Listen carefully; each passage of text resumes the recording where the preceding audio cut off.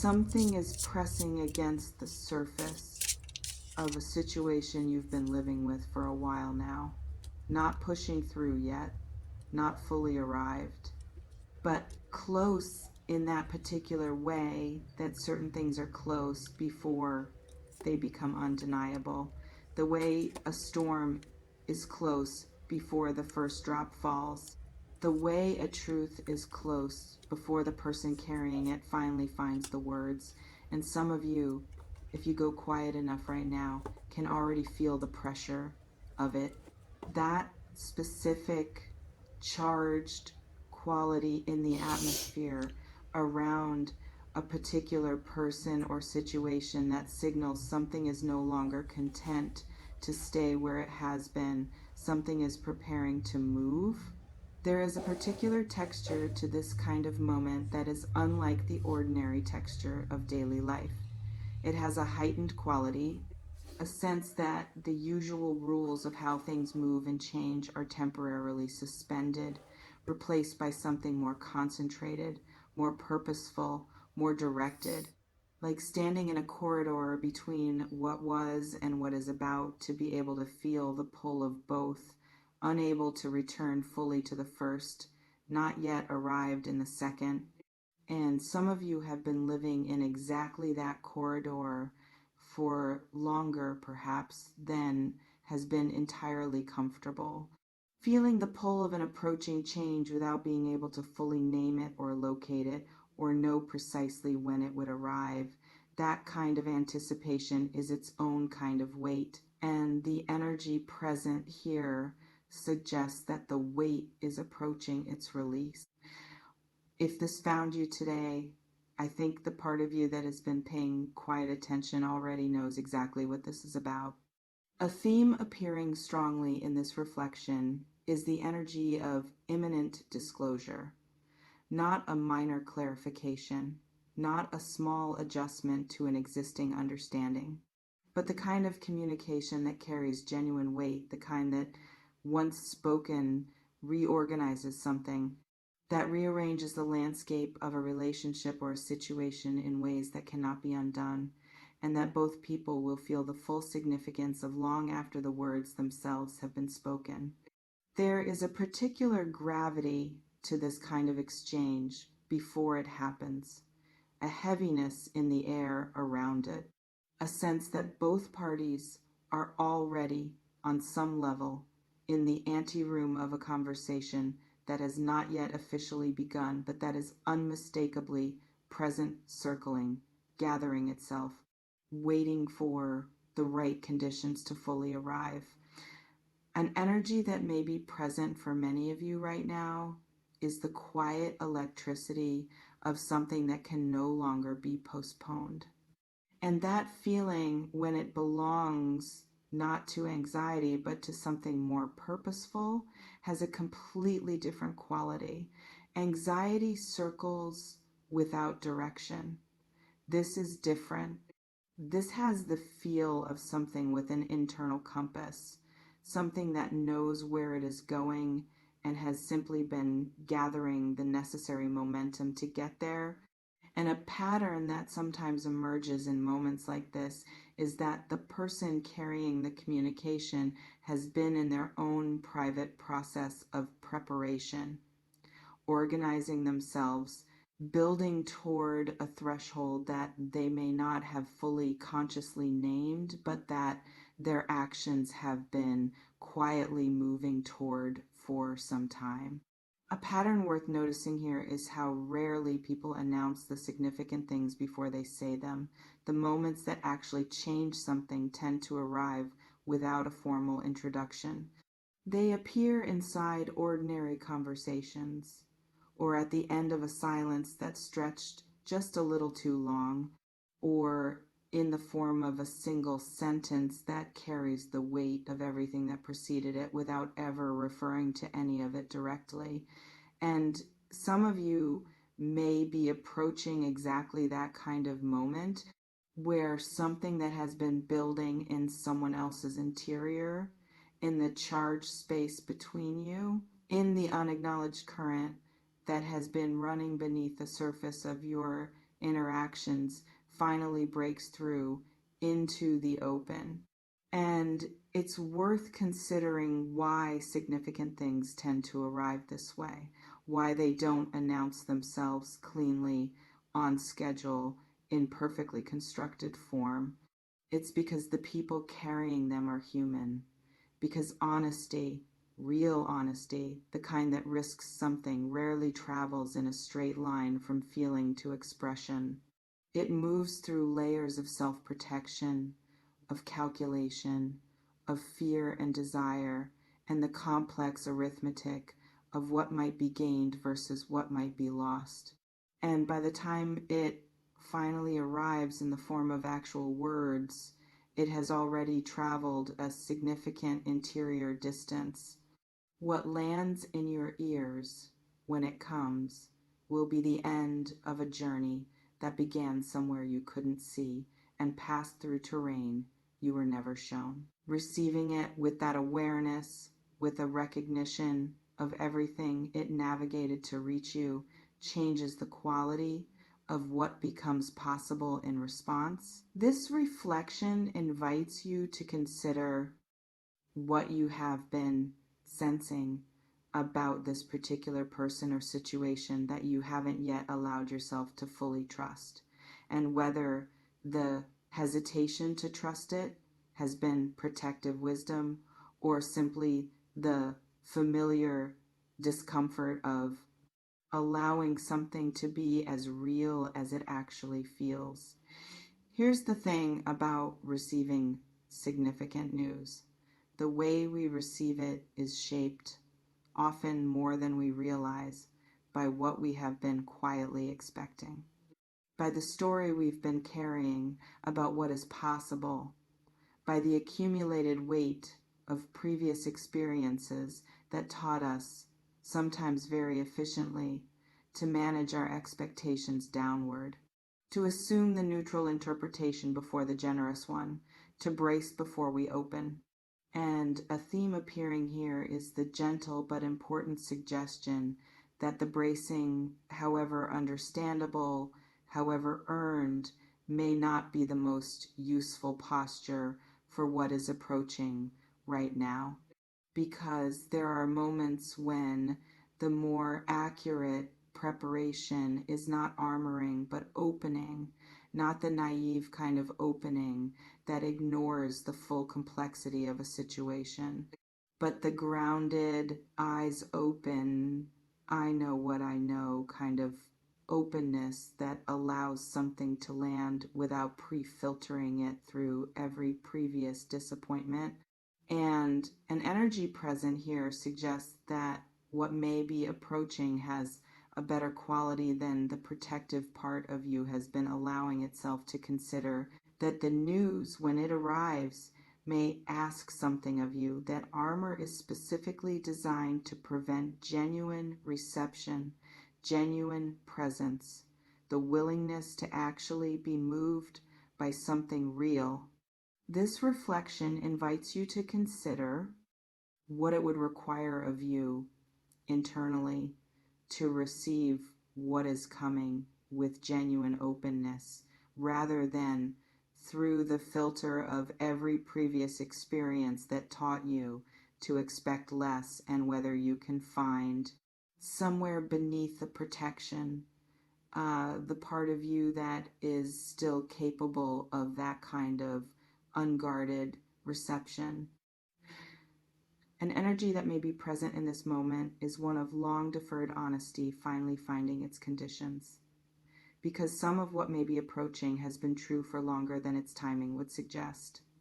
The person who is moving toward a disclosure of some kind may have been carrying this particular truth through a significant stretch of time, through circumstances that made speaking it feel impossible or unwise or premature.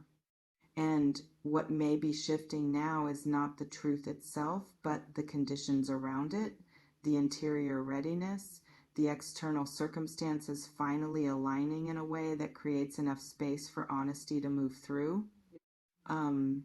There is something almost tender about that The image of a person who has been holding a significant truth carefully for a long period through the various seasons of their own experience, waiting not out of cowardice, but out of a complex, private sense of timing that they may not have been able to fully explain even to themselves. And the approach of the moment when that truth is finally ready to be released carries its own kind of sacred quality. Whatever it contains, it has been held with a seriousness that is worth acknowledging. It has not been casual, it has not been impulsive, it is arriving with the full weight of everything that preceded it. This reflection invites you to consider what it might mean to receive this communication, not just as information, but as evidence of something of courage, of care, of a process that has been underway longer than you knew, and whether receiving it with that awareness might change what becomes possible in response. A theme worth sitting with here is the difference between news that disrupts and news that clarifies. Because sometimes the things that feel most destabilizing in the moment of their arrival are precisely the things that create the conditions for a more honest, more solid, more real foundation going forward. The disruption is not the destination, it is the clearing, the rearrangement that makes room for something more true than what was there before. And an energy appearing here is the suggestion that whatever is approaching may be more clarifying than destabilizing, more like a light being turned on than a floor being removed. The initial intensity of it may be significant, but beneath that intensity, something is becoming more visible that was always there, always real, always quietly shaping the situation, even while it remained unnamed. And there's something almost relieving about that possibility, something worth allowing yourself to feel before the moment arrives. The possibility that what is coming is not another source of complexity to be managed, but rather the dissolving of the complexity that has already been present, the resolution of a tension that has been quietly consuming energy without ever being directly addressed. Sometimes the news we are most afraid to receive is precisely the news that releases something we have been carrying without fully realizing we were carrying it. And the relief that arrives in the wake of a long-deferred truth, even a complicated one, even one that requires a real response, can be genuinely staggering in its intensity, like setting down a weight so familiar it had stopped registering as a weight at all. This reflection invites you to consider how your life, your decisions, your sense of what is possible, your understanding of this particular connection or situation might look different on the other side of having full clarity about what is actually true here, and whether that clarity, even if it arrives in an unexpected form, is ultimately something you want. And this is where it gets both subtle and significant, because one of the more complex emotional patterns that sometimes surfaces in moments like this is the simultaneous experience of wanting to know and being afraid to know. The part of you that has been leaning toward this disclosure, that has felt the pull of a resolution that keeps receding, that has spent significant interior energy on the question of what is actually happening here. That part wants this, wants the clarity, wants the words to finally arrive and settle what has been unsettled for too long. And then there is the other part, the one that has learned through experience that knowing sometimes costs something. That once a truth has been spoken, it cannot be unspoken. That clarity, however welcome in the abstract, sometimes requires a response that the comfortable ambiguity of the current state does not. An energy that may be present here is the invitation to let both of those parts coexist without letting either one make the decision for the whole. To feel the wanting and the fear, and to choose from somewhere larger than either of them to be genuinely present for whatever is arriving, not performing readiness, not performing calm, but actually, authentically, showing up for a moment that may be more significant than any single emotional reaction to it can fully contain. A pattern that sometimes emerges at exactly this threshold is a kind of sudden, unexpected composure. The moment when something long anticipated finally begins to arrive, the frantic energy of the waiting tends to quiet, not because the situation is less significant, but because the body and the psyche shift from the mode of anticipating to the mode of receiving. And receiving, when it happens from a genuinely grounded place, has a stillness to it that can feel almost surprising. A sense of, I have been preparing for this for longer than I knew, and here it is. And I am somehow actually ready. And that readiness, quiet, unannounced, arrived at not through effort, but through the accumulation of everything you have lived and processed and integrated, is one of the most underrated forms of strength a person can carry into a significant moment. It doesn't look like readiness from the outside. It doesn't announce itself. It simply shows up reliably and without drama in the moment it is needed. And some of you have been building exactly that kind of readiness through the quieter chapters that preceded this one. Through the things you processed alone, through the clarity you arrived at in the dark without anyone watching. That work is about to have somewhere important to go. This reflection invites you to consider what genuine readiness feels like for you. Not the performance of it, not the absence of nervousness, but the deep interior knowing that whatever arrives, you have the capacity to meet it honestly and remain fully yourself in the process.